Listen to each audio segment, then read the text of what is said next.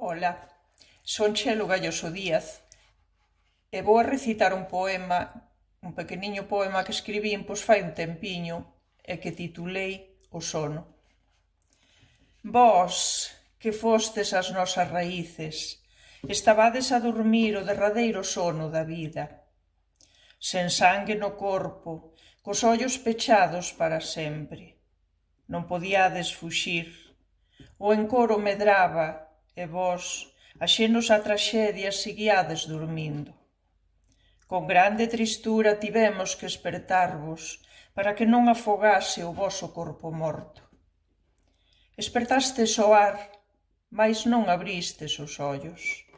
Levámosvos as costas para outra morada, onde agora sí seguiredes dormindo o derradeiro sono da vida.